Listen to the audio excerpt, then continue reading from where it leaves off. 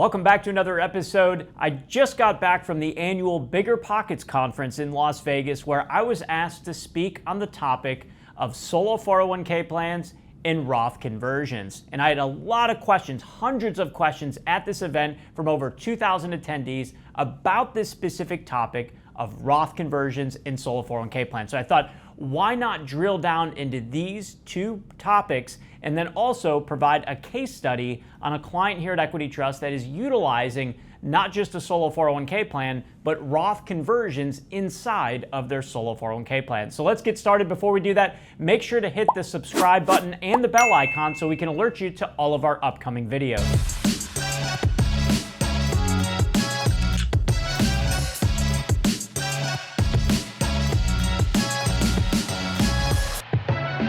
So first, let's talk about the Roth conversion. What is a Roth conversion? Well, simply put, this is where you convert funds from a traditional IRA, pre-tax, tax-deductible retirement account into what we call a Roth IRA. Now, this could also occur inside of a 401k plan, such as a solo 401k plan, that is converting from the traditional side of the solo 401k plan into the Roth side. But just remember, a Roth conversion, simply put, is converting funds from a pre-tax account into a Roth account. Now, when you convert funds from traditional to Roth, you can't get away with not paying the taxes. You're going from a pre-tax account to an after-tax Roth account. So the amount that you convert from the traditional account to the Roth account is going to be added to your ordinary income, and you're going to pay taxes accordingly. The idea here is you either pay taxes on the seed or taxes on the crop. So many of our clients here will work in concert with their tax advisor, their CPA, their financial professional to analyze, does it make sense for them to convert now rather than paying the taxes later? So only you, along with your financial counsel, can make that decision. While at the Bigger Pockets conference, one of the points of discussion was the tax brackets and what those tax brackets are now compared to what they were prior to 2018 and what was made permanent as a result of the One Big Beautiful Bill. Now let me give you an example. Let's say we have someone that is making $200,000 and they convert $100,000 from their traditional to their Roth. Now prior to 2018 and what was going to sunset in 2025 here, that individual would be at a tax bracket of 33%. That is assuming they're a married filing joint couple. So 33% of $100,000 is $33,000.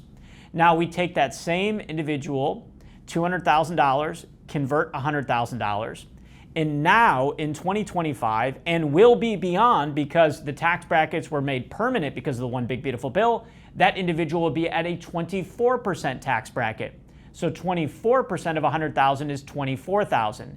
Now, converting from a traditional to Roth may not be for everyone. You have to look at it through your own lens based on your facts and circumstances. And again, make sure you work with your financial planner, your tax counsel as you go through this process. Now, there are three things that you can consider when converting from a traditional to Roth. And this would be the formula that you would look at in determining to convert or not to convert. Number one, your return on investment. Remember that converting from a traditional to Roth is an exponential equation. So as your return on investment increases, that curve, that exponential equation curve, gets more and more vertical. Number two would be the number of years until you want to start harvesting from that account. And then the third would be your tax rate now versus what you think your tax rate is going to be in the future. So those are some of the variables that you can work with your tax counsel or financial planner on as you decide whether you should convert or not to convert. Also know that you don't have to convert all of your traditional money to a Roth. You can convert over multiple years. Some people refer to this as converting in stages. So converting over multiple years to therefore spread out their tax burden out over multiple years. All right, so that's Roth conversions. Now let's jump into the solo 401k plan. So why are so many people attracted to a solo 401k plan, particularly self-employed individuals? Well, number one, the ability to make much larger contributions on an annual basis in comparison to an IRA. With a solo 401k plan in 2025, one can contribute potentially up to $70,000 when they're under the age of 50. When they're 50 and over, they can contribute up to $77,500. And if they're between the ages of 60 to 63, they can contribute a total of $81,250. Now that's providing that they meet all the qualifications and they have enough self-employment taxable income. But imagine that, being able to contribute potentially up to $70,000. That could be 10 times more than what someone could contribute to an IRA account.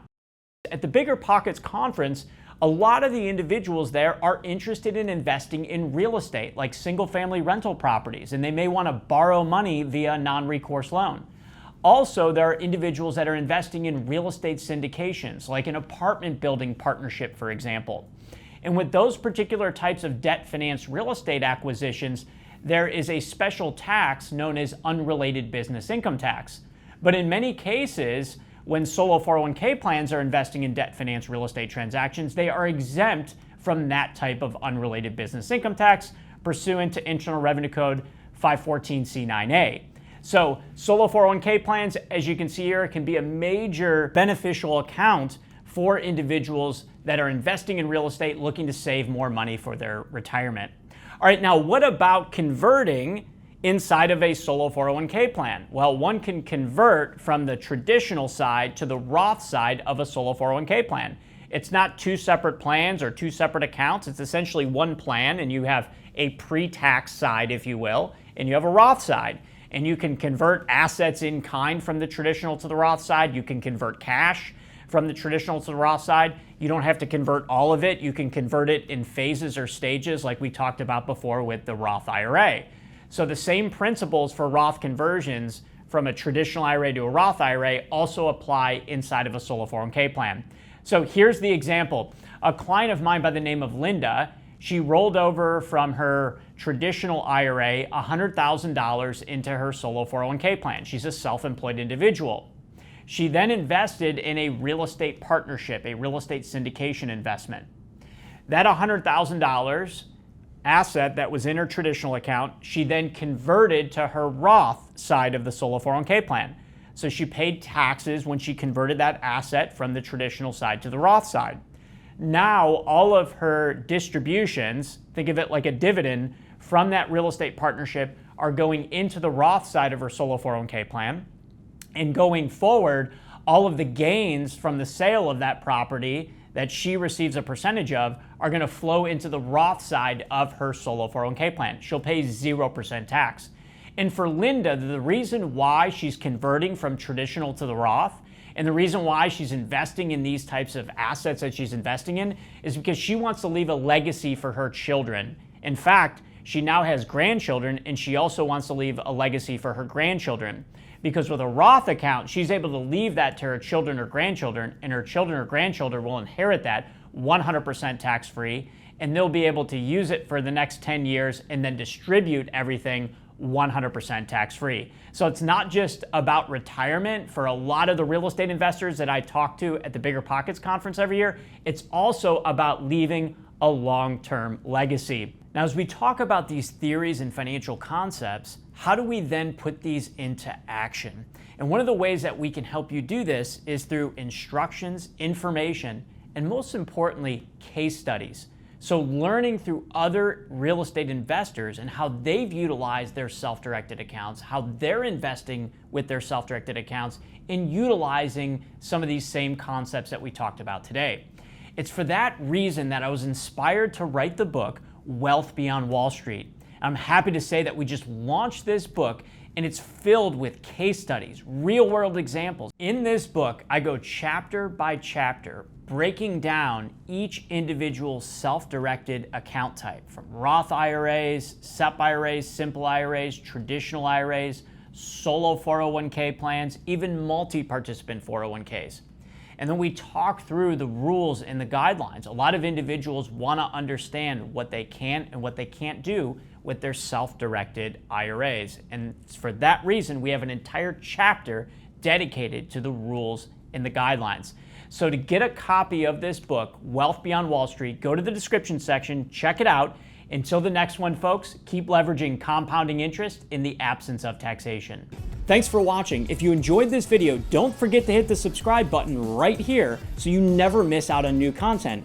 And if you're ready to dive deeper, check out our other videos and resources right here.